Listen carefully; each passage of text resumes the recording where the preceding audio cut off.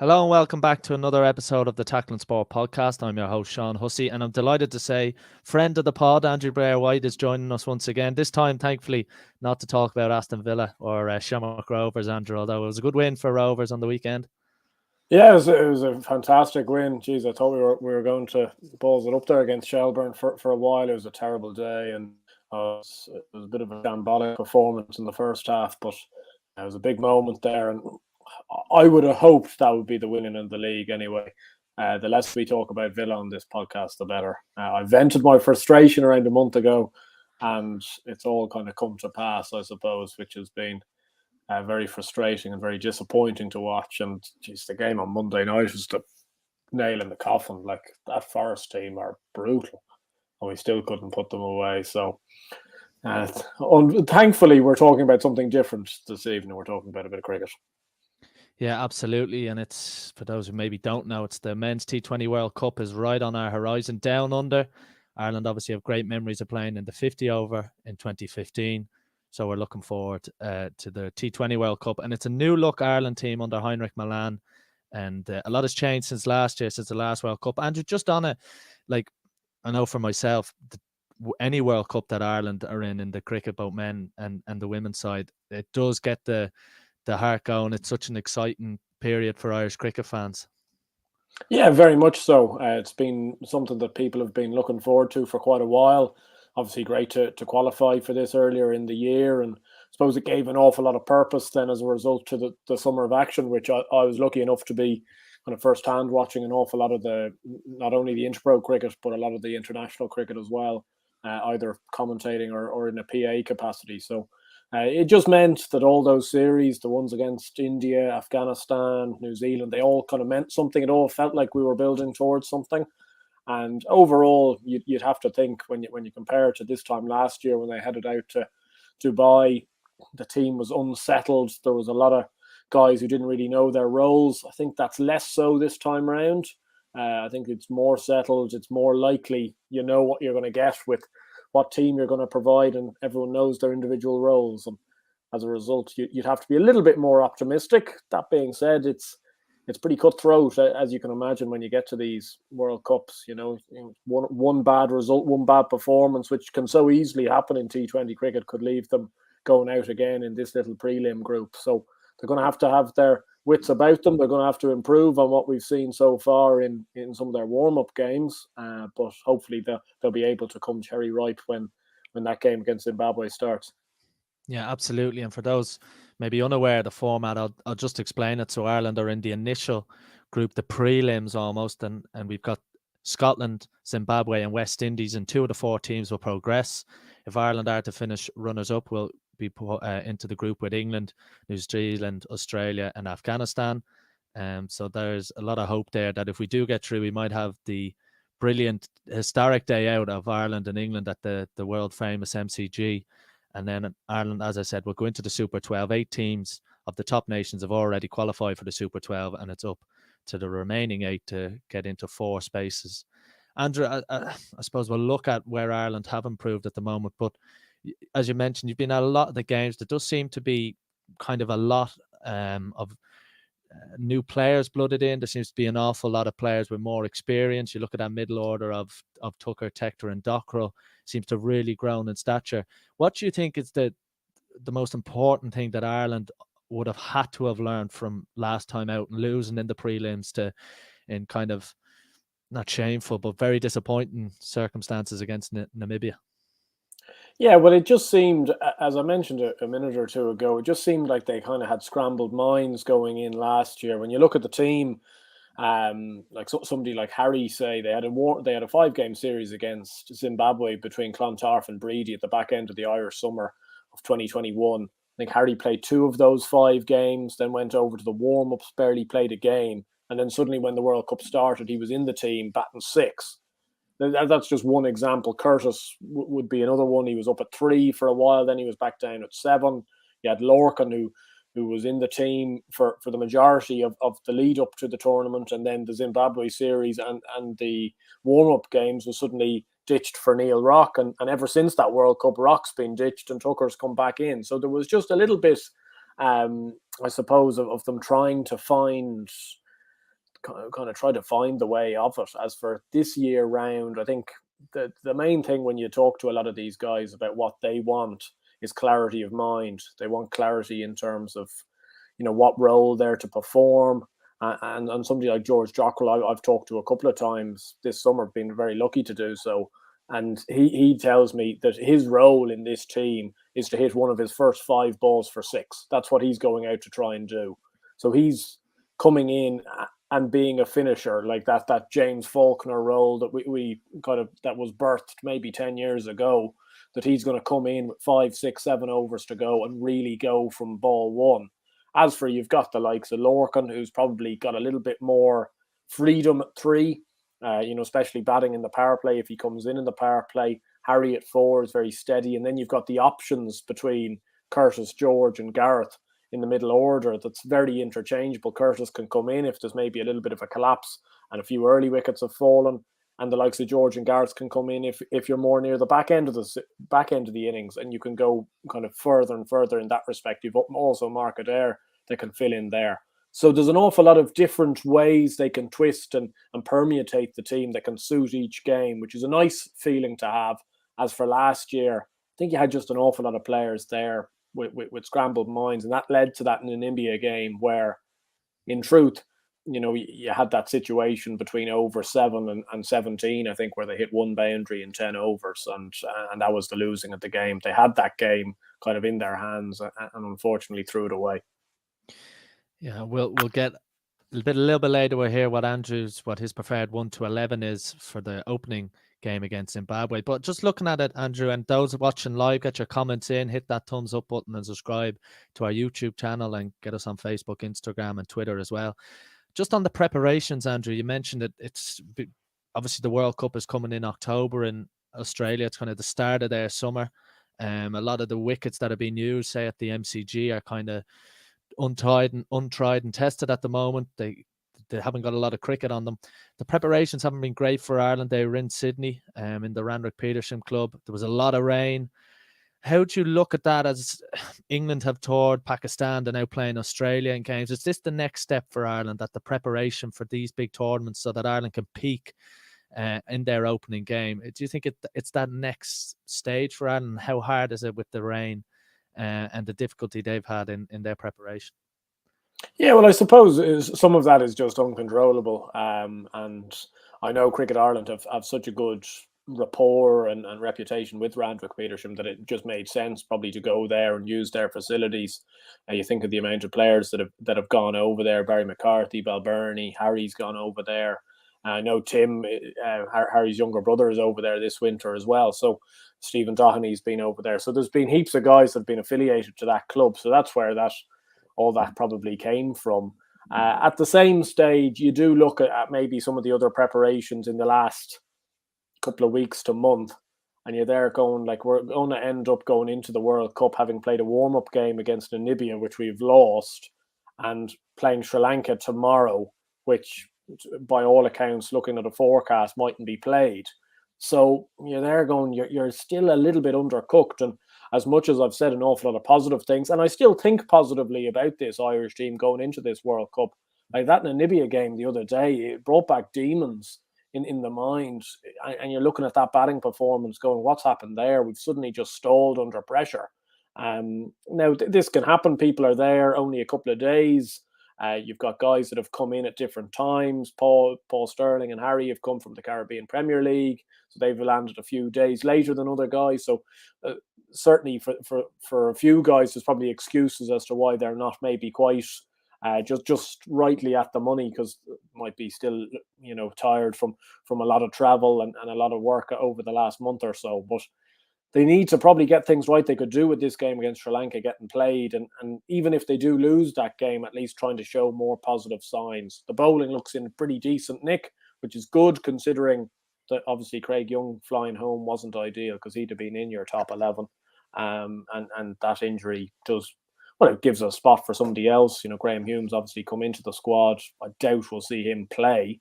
But at the same stage, yeah, you wonder whether they're a tad undercooked.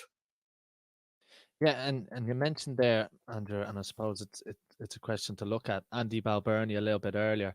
Now, obviously, he missed that game against Namibia through an illness, we're told, from Cricket Ireland.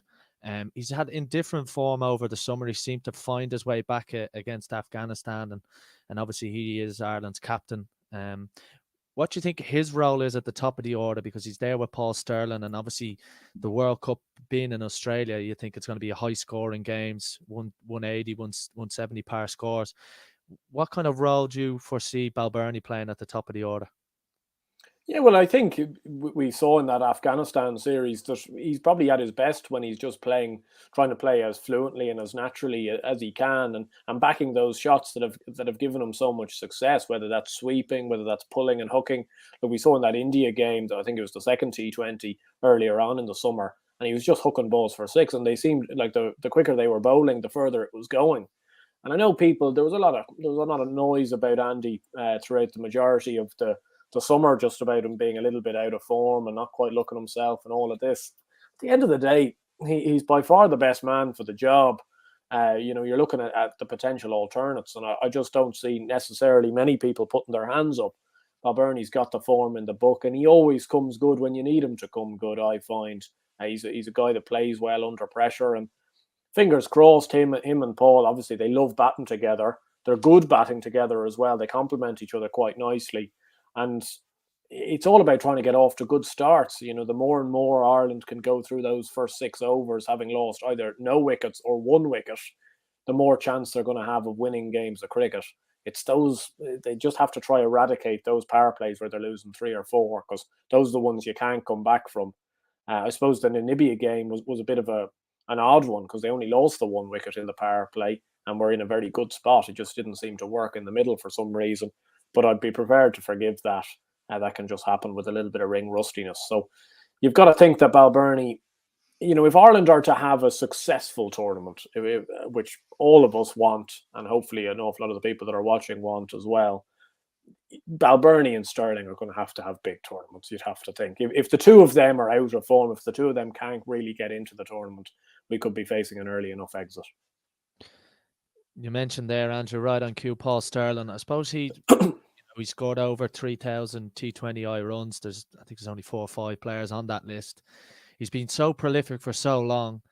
Is it time now he really took the bull by the horns and performed in a huge way and really took Ireland deep in this tournament? Because we all know the potential he has. And also, when you're playing in a big world ICC event like this, there's always the lure of franchises watching, and he's obviously had a lot of taste for that over the last while. But do you think now is the time for Paul Stirling, because he's not getting any younger, and as I said, he's been there a long, long time for Ireland, and he's got the experience and the runs in the bank? Yeah, no, he's been fantastic for Irish cricket, and I think it was an enormous boost for Irish cricket when he decided to obviously give up the Middlesex contract a couple of years ago and committed fully to playing for Ireland. And he hasn't really looked back. He probably had a light enough summer for his own standards as well. I know he scored a fantastic 100 against New Zealand in the one dayers, but apart from that, it was probably a little bit light on runs from his perspective. I think it's again a case of him playing with more freedom potentially. I think certainly in years gone by, there's been such an onus on him in terms of, like, oppositions are looking at him going, well, if we get Stirling out, Ireland will roll over. I don't think that's as likely now. You mentioned earlier on about that middle order, the likes of Tucker, Tector, Dockrell, Gareth, Curtis. There's a lot of guys there that can now put their hand up and have shown that they can put their hand up, which is great. And it hopefully means that those at the top of the order, the likes of Paul and the likes of Andy, can play with that little bit more freedom. And as you say, Stirling still, no matter what you say about the middle order and about Andy and all that, Paul's still the number one player that Ireland have that can 100% win a game for you. He can go out and score that 100 off 50, 60 balls. And it would be fantastic, especially in one of these tricky games at the start in this little prelim group, that he did that. Imagine he did that against the West Indies or something like that. And you might be able then to nick a win that nobody was expecting. Because it only takes one player. That's the weird thing about T20 cricket. It only takes really 1 or 2 guys to have a day, and suddenly you can win a game potentially against the run of play. So Paul, I hope, has a good season. He's kind of trending in the right way, and I think these pitches are bound to suit him as well. Absolutely. Yeah, you mentioned Paul Stirling. You got the 2011 uh, class, if you like, with George Dockrell. Obviously, we want to all at Tackling Sport wish the best to Kevin O'Brien on his retirement. And it does seem like it's Stirling and Dockrell, the two kind of last survivors from the 2011 World Cup. Then he was in 2010 in the T20 World Cup, he was a 17-year-old left arm off spinner. He's now Ireland's finisher with the bat. It's been such an incredible transformation from George Dockrell, losing his central contract, being left out of the Test match, the Ireland's first Test match against Pakistan, haven't done so much to help Ireland get Test status. Is this now again? You're looking at his age profile. This is a huge opportunity to not only prove to the Irish cricketing public, but also to the franchises around the world, because it's the most important position with the bat is the overs 15 to 20, that those that can hit clear the ropes, and George Dockrell has proven this summer as well. You've seen firsthand, Andrew, his power hitting has gone through the roof. Yeah, it's fantastic, and he hits very odd zones. Like he hits so straight, which I know an awful lot of people can clear long on, long off. But George is one of these magnificent players that seems to manage to be able to pepper a sight screen behind the bowler's arm. He can bang the ball that straight. It's been a fantastic transformation. I think he obviously lost his central contract, as you mentioned before, the 2020 season, and he still kept up being the captain of Leinster Lightning, and he turned up that year and suddenly just started bashing it around. He kind of went up the order a little bit. He got a little bit more of a chance with the bat in hand. Was batting at 5, I think, in their 50 over team, and scored a fantastic 100 in Pembroke, I remember. And that just seemed to keep going and going and going. And this year has been just unbelievable the way he's been striking the ball, how he played in that Afghanistan series. I think he scored nearly 170 runs throughout the entirety of the series. He didn't get out.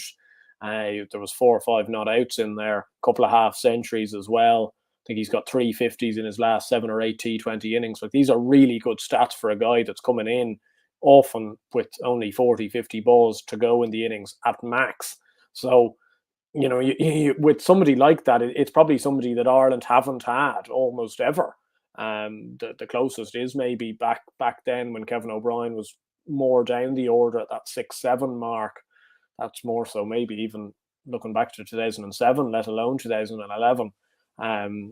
That you've got some guy that can really come in and clear the ropes at a very late stage. And with him, and then you bring in the likes of Gareth and Mark Adair on top of that have just such natural ball striking ability between the two of them. You're in a situation where actually, there's been years gone by where you're looking at the Irish team thinking, after Paul Stirling, who's going to be able to hit sixes? As for now, there's 4 or 5 guys that you go, well, he can hit sixes, he can hit sixes. And that's so critical, especially come to those latter overs of an innings. Yeah, and that was one of the big problems against Namibia last year, was that power hitting, and it does seem like Ireland this summer have found it. Obviously, Craig Young's a big injury blow for Ireland. We've got a YouTube comment in here. We've seen Graham Hume obviously in action during the summer for Ireland. He's been selected ahead of David Delany, the likes of David Delany, Tyrone Kane as well. What's your take on it, Andrew? There's a lot of Irish cricket fans asking, where is David Delany? Where's this player we saw break onto the scene, come in and bowl? We've seen him in inter-pro cricket. I've seen him in club cricket myself. And he's one of those players that when he's playing, Andrew, you're always drawn to him. You're looking at him in the field when he's bowling, when he's batting. It just feels like something's going to happen. And I think the Irish cricket fans and the Irish cricket public want to know, where is he? Obviously, you don't have the answers, but do you think at this stage, with the injuries we've had, with the talent Delany has and that express pace, do you think he should have been an option? Yeah, potentially so. He's obviously had a fantastic season, not only for Clontarf but for Munster as well. I think the move down to Munster to play his interpro cricket worked wonders. He had PJ as his captain, who's also a Clontarf man. Not that he obviously gets on very well with Harry, who was captaining him for the Northern Knights the year before. But I think he's taken his game to another level. But with the bat and the ball, he's a very underrated batter. And as you say, you're always transfixed by him, really. I must confess, I'm very glad that my career has gone on a downward trajectory and his has gone on an upward, so I don't have to face him anymore. I used to have sleepless nights thinking about trying to get inside the line of one of his ones that would tuck you up under the rib. But he's a super talent. I think he's down in Australia. That's what I've heard. He's down in Australia playing his club cricket this winter. He went to South Africa last winter. But he hasn't been selected. I don't know why that is. I don't know whether that's just Hume was the man they turned to in the summer. He didn't do a bad job. He came into that ODI against New Zealand, bowled well. He came into one of the T20s against Afghanistan, again bowled well, and he's probably been more involved in the squad in the last 6 to 7 months than David has. And as a result, he was just the guy they turned to. I think there's guys in there, that I've been really impressed with this year. Tyrone Kane's probably top of that list, I must say. I think Tyrone's had an absolutely stunning summer. He obviously played well for Phoenix, but again, another man for Munster that really stepped up to the mark. Fantastic ball striker. He's worked an awful lot on his bowling. He's got heaps of different variations. So he, again, is another guy that's probably there thinking, Jesus, I mustn't have been that far away from this squad, surely, given the form he was in. But that top, it's a hard squad to break into at the moment because the top 12 or 13 pick themselves. So you're only really fighting for 2 spots or 2 or 3 spots. And these are guys that, as I mentioned earlier, are probably not going to play. The likes of Hume, Fionn, and they're well entitled to be on this squad. I'm not taking that away from them. They've all had very good summers and they're quality cricketers, but I think they'll struggle to make it onto the team when it comes down to these games. So it's a funny one. It really is. I don't know the ins and outs. I kind of wish I did. With David, I think he's changed a lot as a character, even in the last 12 months, 24 months. I think he's matured quite a lot. I think the winter over in South Africa, he was by himself over there. I think he came back a real man, and that really promoted his cricket as well this summer. And maybe it might just take time. I think a lot of people, have this in their heads that, things have to be done tomorrow. And at the end of the day, David's I think he's only 24. He might even be still only 23. Like, there's still plenty of time left. And if he's good enough and continues to keep rising up in people's estimations, he'll be back in the squad sooner rather than later. I would say they're trying to wait for a home series to potentially integrate him back in at some stage. And the idea that he hasn't been in the team, I think, since those World Cup qualifiers back in 2019, I think it was, under Gary Wilson as captain. It was 2018 or 2019. He hasn't been in a single Irish squad since then. So I suspect, just out of a continuity basis, that's probably the reason why he hasn't been selected. And we did see him in action, of course, for the Cricket Ireland Academy during the summer. So I'm sure Cricket Ireland are very much trying to keep a close eye on David Delany. And it would be an all-merciful shame that in the next 3 or 4 years that we don't see David Delany back in a senior Irish men's shirt. We've got another comment in here. Second place and beat England at the G. Job done, according to one of our YouTube listeners. Of course, those who've maybe just tuned in on YouTube, Ireland face Zimbabwe, Scotland, and the West Indies, and they need to come in the top 2 of their initial group to get into the Super 12s and compete against the big boys. And if Ireland are to finish second, the prospect of playing England at the MCG is very much ahead of us. We're going to talk about England. It's obviously life after Eoin Morgan. It's their first ICC event without Eoin Morgan at the helm for an awful long time. Of course, he was there in 2010 in their T20 World Cup win in the Caribbean. He was spearheaded the team against New Zealand and Lords on that brilliant day. Where did England, for all their success in recent years, the T20 side has almost been in the back step. It's been a lot of 50 over focus. But if you look at the standard of players that have been playing in the Blast, now in the 100, the likes of Philip Salt that have come into the team, Harry Brook, it does seem like England are on the right step. Does it maybe feel like the tournament is coming a little bit too soon for the new captain, Josh Butler, and the new coach and staff? Yeah, potentially so. I think they'd have even loved this tournament to maybe take place in January or February at the other end of the Australian summer, because they've been on a good trajectory. They obviously went over to Pakistan with a kind of a combined team, almost, of kind of half the full strength team and then half of guys that were maybe just in and around, and Moeen Ali captained them. It seems to have worked well with Butler and Moeen Ali coming into captain and vice captain. I think two very respected members, obviously two excellent players in their own right. But at the same stage, I'm just not quite convinced. Now, they've been very good in these two games against Australia, which I've been watching intently, because I know Australia are favourites for the tournament. I don't know whether that's just because they're at home and they're the type of team that always seem to rise to expectations at home. But England are second favourites in there, but they've gone and beaten them twice and beaten them quite nicely the two times. It's funny, the whole situation with Morgan going. The only kind of positive about Morgan going is that now there's kind of no longer this stigma about Alex Hales playing in the team, who realistically should have been in the T20 team for the last 4 or 5 years. I understand he's done a lot of things wrong. You can't tell me in any sport that there's people that haven't done things wrong at certain stages. Even the Irish women this morning, the fantastic result last night. Then it comes out, they did something a little wrong in the changing room. No harm, no foul. You push it under the carpet. I think Hales is a fantastic player. He's not the easiest character in the world, but my God, he's such a good player. And if you have him and Butler firing at the top of the order, you're in a situation where you can score 60, 70, maybe even 75 runs in a power play with not much going on. And you've got a very good middle order to back that up with the likes of Brook and Moeen Ali and Dawid Malan, who likes these Australian pitches as well. So as a result, yeah, sorry. I was just going to say, Andrew, just for maybe listeners, Alex Hales was a stalwart of the England white ball revival under Eoin Morgan. Then there was that incident outside of Bristol nightclub where him and Ben Stokes were charged by the ECB and were kind of forced to think about their actions. And then a year or so later, Alex Hales was tested positive for a recreational drug. And it was almost like that on the eve of the World Cup that Eoin Morgan said it was no more. Johnny Bairstow had obviously come in with Jason Roy, so there was almost no real need to bring Hales back because of the form of Bairstow.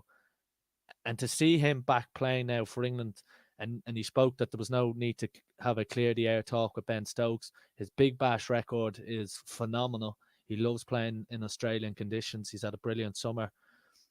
Do you feel like it's like he's got this opportunity to right all the wrongs and just go out and deliver like we know he can? Like we've seen it in the Big Bash, and we've seen it in an England shirt in the past. Yeah, well, I think that the greatest thing about Alex Hales as a player is his mentality. Nothing seems to really faze him. He's a guy that loves fast bowling, facing fast bowling. He loves these sort of challenges and these conditions. And he'll know that people have been on his back, that people have said bad things in the press about him. That will only inspire him, I think. He's the type of guy, if I was in opposition, you'd want to just say nothing to him almost, because the more and more you rile him up, the more and more dangerous he's going to be. And the same can sometimes apply to Bairstow when you see opposition go in really hard. I know Ireland did that in the Ageas Bowl one day. They went really hard at Bairstow. He just started slapping it everywhere. He scored 90 off, I think, 40 rocks. So, these things can be counterintuitive at times. But look, I don't know. We're probably getting into a different conversation going down that route. But I find it funny sometimes how history kind of goes for some men but doesn't go for others, and it seems that everything that happened outside that nightclub with Stokes was relatively quickly put under the table, and yet for Hales it's lingered for a long time, like a bad smell. You've got 2.5 years of him kind of festering, playing for Notts, playing in the Big Bash, playing in the Pakistan Premier League as well, or the PSL or whatever it's called now. Which he's done really well in, and he obviously was able to take some of that form into that Pakistan series, and then he's been in good form at the start of this Australian series, and he's a real asset. Like, he's one of the best T20 players in the world, and kind of always has been, and probably always will be. I just always remember I went to me and my dad used to go to the 50 over finals over at Lord's, the old Royal London and C&G Trophy or whatever sponsor they were called, and yeah, one year Hales scored I think 180 odd not out against Surrey, and like he was hitting the likes of Sam Curran and Tom Curran and stuff like that. He's just hitting them into the stands as if they were YM14 bowlers. Like, and these guys are really good, as they have proven. Sam Curran, especially in the last month or two, has proven himself to be one of the top operators in T20 bowling around the world.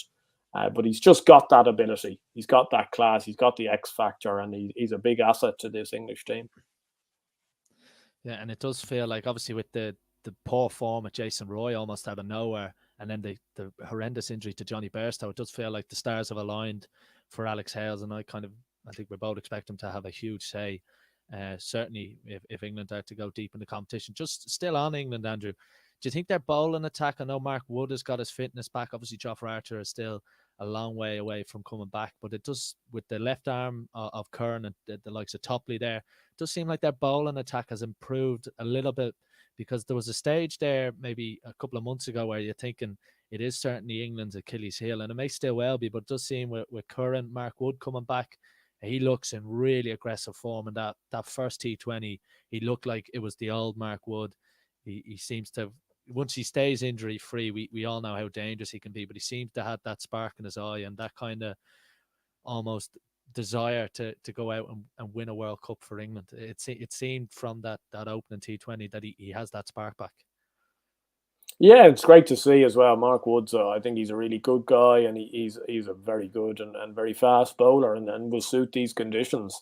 And I think he probably feels he's got a bit of unjust business. I think he's gone down to 2 Ashes trips down there and has had to fly home both times with injuries. So he probably doesn't have great memories of Australia in that regard. But at the same stage, that could back up into being a situation where he'll want to prove himself even more. I had my doubts about England's bowling, I must say, but they've kind of proven me wrong in these 2 games against Australia. I don't know whether that will, come to pass when we get into the tournament proper. But you've got somebody like Reece Topley, who's a bit of an enigma, really. Like, I just constantly look at Topley thinking that at some stage somebody's just going to get a hold of him. Nobody ever seems to do so. He mixes his pace up so much. He's obviously got such natural height that he gets such natural bounce, which becomes problematic. And he can come round the wicket effectively. And obviously he's quite difficult over the wicket, even to right-handers pushing the ball across them. Curran, likewise, he's a skiddier bowler. He's targeting the pads. He's bringing the ball back into right-handers.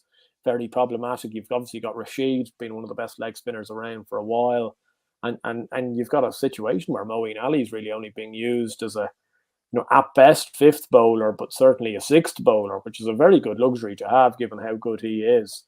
So apart from maybe Chris Jordan, who's maybe struggled a little bit in the last game or two, things are really looking in a pretty good space from the bowling unit, which wasn't something I was going to expect. If we'd had this chat, say, even 2 weeks ago, I'd have told you the reason England wouldn't win a World Cup is because of their bowling attack. I'm not quite so sure now. Yeah, and Topley feels like a bit of a throwback. He's kind of a one facet. He's not a brilliant batter. He's not electric in the field. He's just kind of a throwback to, a serious left arm quick. And you talk about variation to have a left armer, and obviously England have 2 now, and Sam Curran. I want to talk about some of the other sides. Obviously, you saw India, not a full strength India by any means in the summer.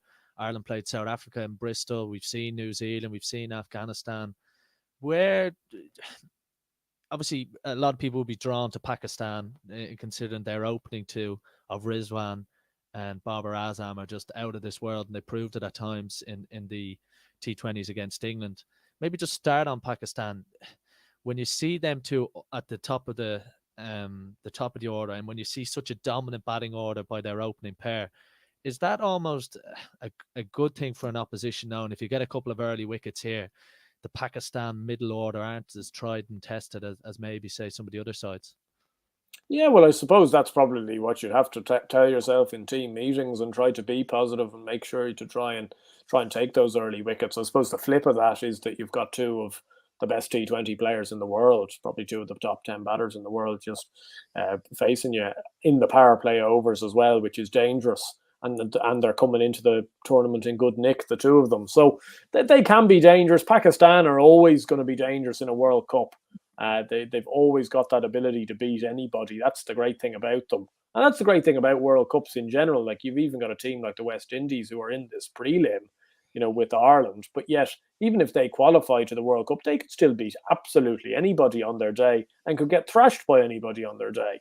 They could somewhat feasibly not make it through the prelims on one of their worst kind of days, and yet they could get into the group proper and maybe even get into a semi-final. Same with Afghanistan. They're very hot and cold at times, but can be amazing at times with some of their players, like we saw up in Stormont, Najibullah and stuff like that, hitting sixes that you couldn't even describe, really. He was hitting them off the wide line on the offside. He's hitting them over wide long on.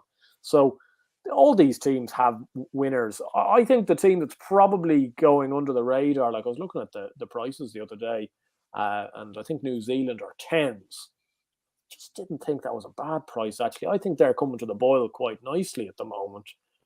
They've got a few guys that are really beginning to step up, the likes of Glenn Phillips, who was maybe the unfinished article when he was over in Ireland this summer. He showed glimpses, especially in the T20s, of some real good innings and good ability, but I think he's matured even since then, and is now really beginning to lead that middle order for New Zealand. And obviously they've got some quality players up top, the likes of Guptill, Finn Allen, obviously Kane Williamson's in there. So they've got a lot of good batting options, and they're always going to be strong bowling-wise, and they've a good record in Australia. So in terms of teams that maybe are just slipping a little bit under the radar, because I think they're fifth in the betting, I thought they were a big enough price at 10-1 in terms of a team that might upset a few. And New Zealand, it's funny because they started this team, the Williamson, Guptill, Trent Bolt, they started this kind of journey in 2015 at the World Cup in Australia. Then they had the heartache, not only in England, but in Dubai last year. And it does seem like going back to Australia that they maybe could be big players in this tournament. You spoke there about Pakistan, and obviously Pakistan, India, it's the reason why there's so much money in the game. It's such a huge game. It's such a big rivalry. Goes beyond cricket. They are special occasions, Pakistan and India, in World Cups. We saw last year. It's just one of those games where I think when you sit down to watch it, anything can happen. It's just, you think of the ICC Champions Trophy final, that breathtaking opening spell by Mohammad Amir. It's just brilliant TV, and it's probably the best of cricket, India against Pakistan. Yeah, certainly. It's probably the closest you're going to get to a kind of that tribalism football rivalry that you probably can get used to as well. These guys really don't like each other, but it makes for really good cricket. As a result, I think especially for Pakistan, there's probably a lot of kind of tension in the air. There's a lot of rights they want to wrong, and it's probably one of the biggest injustices about franchise cricket at the moment is you get the likes of Babar Azam and Rizwan not being able to play in the IPL, which is an awful shame because they should be there. They're some of the best in the world. But I think that almost adds to these games, though, because it really pumps them up.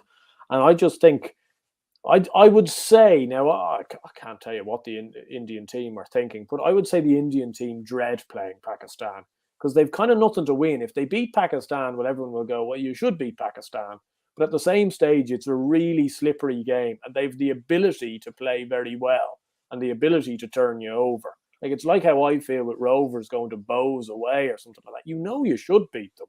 But if you beat them, everyone says, well, you've got a better squad than them. But if you don't beat them, well, everyone's just going off. Well, you've succumbed to these guys that they're giving it so much and all of this. So in that respect, it makes for great games, great cricket, and great spectacle. And the Indian and Pakistan fans, whether you like them or not, they are the best cricket fans going around. They love the game so much, and we see it even to a certain extent in cricket Leinster, in kind of down the divisions and stuff like that. There, you can get some fantastic guys that just love their cricket, no matter what level they're playing, no matter what they play their game with the heart on their sleeve, and there's a real credit to that, and something that's fantastic about it that you can't often describe. Yeah, and it's funny because if you look at football, I always think if you were to pick a football player, you think of a kind of a South American forward player, small, diminutive, low center of gravity. And when I think about cricket players, I either think about an Indian batsman with great technique or a Pakistan left arm quick bowler. You just think the way they brought up, they're street cricketers, they're made to play cricket. We're going to turn our attention back to Ireland, back to Ireland's prelim group. reminder that it's Scotland, Zimbabwe up first, and then West Indies. It does feel like, Andrew, that you don't want to be going into that West Indies game needing a win to finish second. It does feel like Zimbabwe at the start, you have to go in there all guns blazing, and that is the big question. If Ireland do lose that opening game, you're thinking, are we going to talk about the preparation compared to other countries? The West Indies have played at Australia in a T20 series. So is that first game crucial? And even just for the confidence of the general group, and that they can just, then they're almost in the World Cup, then they can get on and kick on, because this Irish side should really be kicking on into the Super 12s. They should be, yeah. There's no getting away from that. They'll be looking to try and win these first two games, make sure that you're going into that West Indies game, and it's almost just a winner takes all in terms of who wins the group, which you kind of could. I think actually looking at the groups, it's probably better off if Ireland finished second in the group in a weird way. They probably have a little bit more of a chance in that group rather than what they'd go into if they won the prelim. But at the same stage, you'd think an awful lot is probably bearing on that first game. Zimbabwe as well, like they played an ODI series against Australia in Australia, so they've a little bit more experience of conditions over the last month or so than Ireland would have. They managed to beat Australia in one of those games as well, which would have been a massive boost to their confidence. And they're a slippery team. Like, they've got good players. You know, they've got guys that can win games of cricket for you. The Ryan Burrows of the world. Engarava is a very strong left-arm bowler. Blessing Muzarabani, if he gets back to his best, is a quick bowler. Like, he's a guy that can cause issues pretty quickly. We saw that last summer in Ireland. So, you know, with that in regard, you know, it's an awful lot does come down to that first game. If they go and beat Zimbabwe, you'd like to hope they take the confidence into that to beat Scotland, and then you're in a situation where that West Indies game is more just a game of formalities rather than anything that is massively important. Right, we're coming towards the end of the show, but we're going to hear Andrew's Ireland XI for that opening game against Zimbabwe. But just before we came on air, Andrew, you told me, I asked you what players you think are going to shine really, and from an Irish point of view, you think Mark Adair is going to spark into light. Do you see what I did there with his nickname, Sparky? Yeah, tremendous from you, Hus. I was wondering. But no, I just think Mark will have a big year, or he has had a big year. I think he'll have a big tournament. He's been a fantastic player for a couple of years now, but he's probably taken on a little bit more responsibility this summer than we've maybe previously seen. He obviously was captaining the Knights in Interpro cricket, which I think was good for him.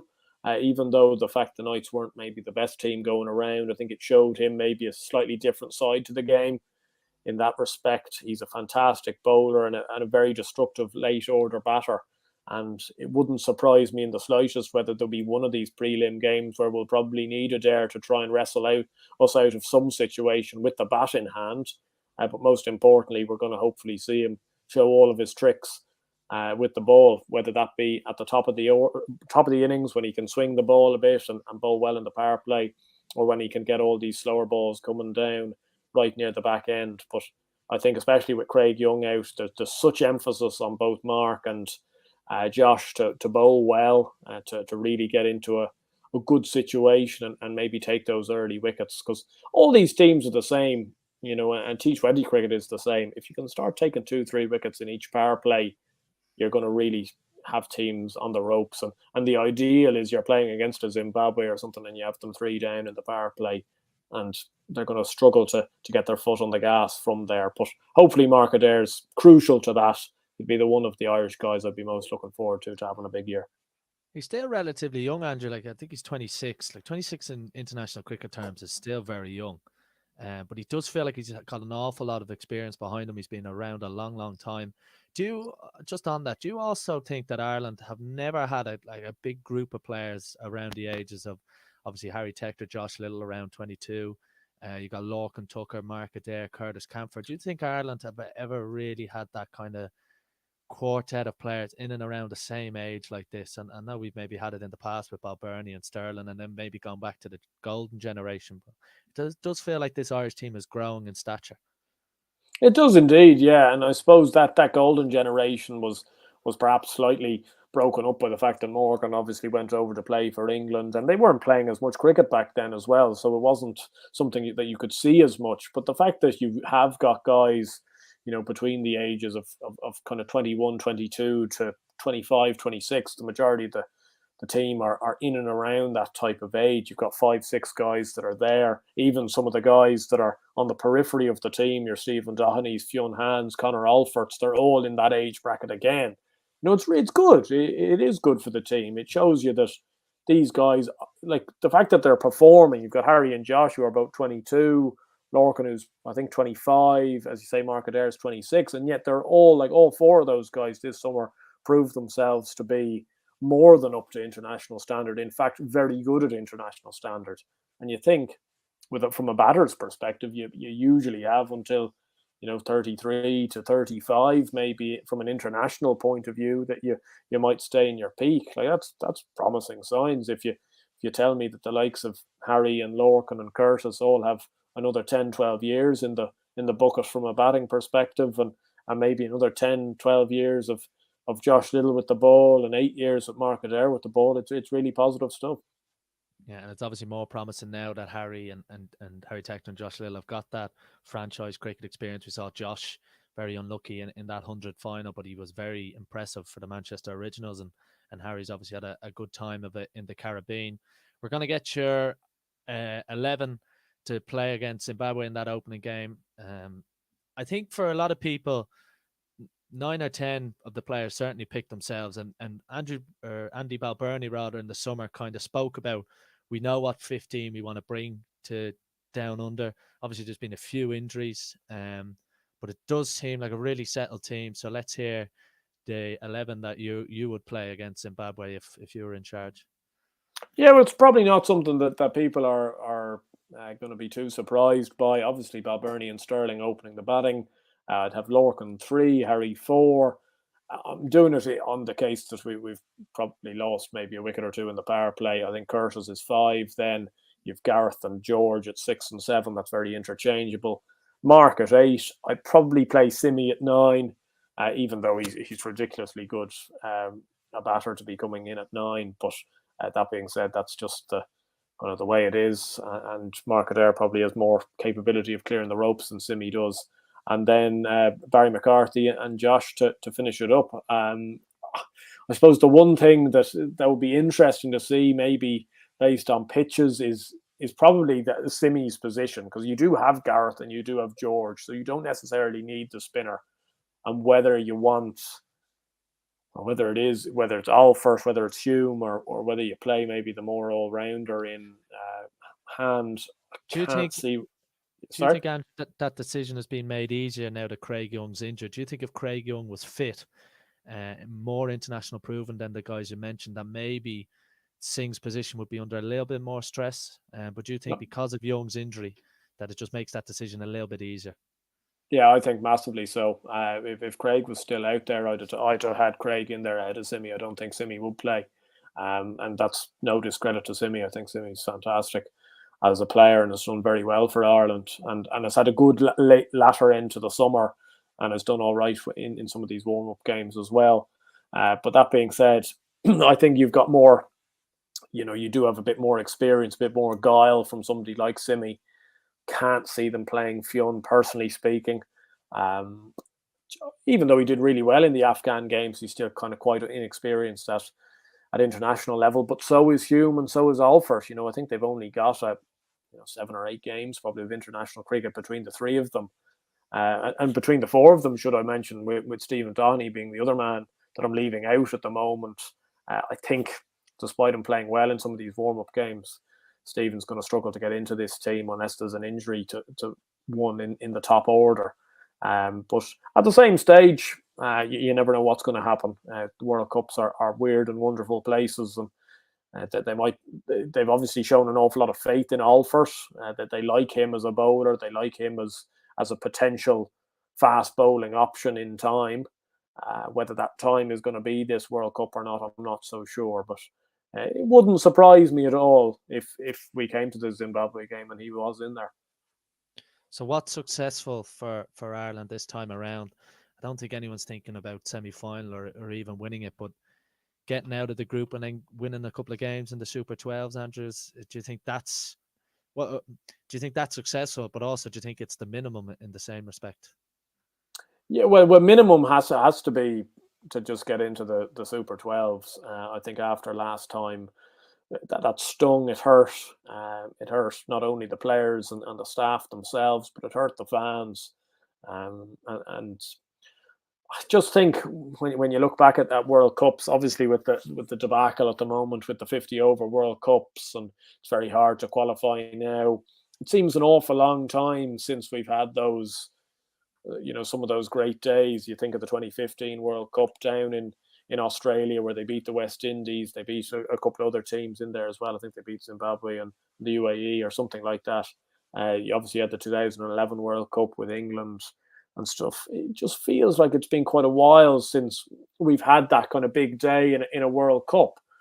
Half of the time that's been because in these 50 over World Cups, we haven't been unfortunately able to qualify in the 2019 version, and we've struggled in this T20 World Cup for the last number of years. And it would just be nice to see us in a situation where you're at least playing against England in the MCG. You can have those games to look forward to. Gives us all something to join in. So I would say success from a minimum perspective should be to just get into the Super 12s, and then from then on, it's a funny one. Obviously, you'd like to see them do well. Again, I'm going to use a football analogy here, but it's a little bit like Shamrock Rovers in the group stages of Europe. Once you get into the Super 12s, it is a bit of a bonus. You're not really expecting to get any further than the Super 12s. Now, you don't want to go in there and get your ass handed to you, which has happened a little bit with Rovers, especially away from home. But if you can go and perform with credit and maybe even take a win, maybe take 2 wins or something like that, everyone will come home extremely happy. And you'll think there's a plausibility that you can then try to go forward and maybe qualify for this 50 over World Cup in 2023 and look forward to that, and look forward to hopefully what will be a good couple of years for Irish cricket, because you look at that future tours program, and as much as the home fixtures for next summer probably aren't the most inspiring in terms of the amount we have, the home fixtures for, I think it's the 2024 summer, is a gigantic year. And I hope that the success can build to that, and we're in a situation where in 2024 we're watching home test cricket and we're watching really competitive ODI and T20 series as well. Who are you tipping to win? For those maybe unaware of Andrew, you can follow him on Twitter. You've been doing a few cricket tips. Who are you tipping to take home the big one? Yeah, well, I'm in the process of compiling an article which is going to advise people to take 10-1 about New Zealand. So there's a little a sneak peek for what is to come probably in the next day or two. I just think he's a little bit of I think they're just a small little bit too big at that price. So whether they can go and make it to a final or maybe win it, I'm not so sure. But I think they're trending in the right way. They've performed really nicely in the last couple of weeks. They're in a little tri-series at the moment and performed well. They always seem to raise their game in World Cups, which is a very good thing to say. Yeah, and I don't think anyone would begrudge them, considering 2015 they lost to Australia in that final, 2019 they lost to England last year, they lost to Australia again. So it's 10-1. Here's hoping New Zealand do compete, because they're, I think, nearly everyone's favourite side. Just a reminder of Ireland's group games. They've got Zimbabwe, that crucial game at Hobart. Then they play Scotland, then the West Indies. And a reminder, if they are to finish second, which is probably the most likely, they'll have a game against England at the G and also Australia at the Gabba. And if they top the group, then they play India at the MCG and Pakistan in Perth. So there's huge opportunity there for both teams. I'd love to be heading out myself to Australia. I'm not sure the tackling sport expenses would cover that much. But as always, Andrew, thanks very much for joining us. You are a fan's favourite. No worries, John. It's a pleasure as always. And of course, who could forget in 2015, Ireland beating Zimbabwe in Hobart by the barest of all margins, nearly, please God. Nearly 8 years on, Ireland could do so at the World T20. From all of us here at Tackling Sport, thanks for listening, and make sure to subscribe to us on YouTube, follow us on all our social media platforms, and we'll speak to you soon.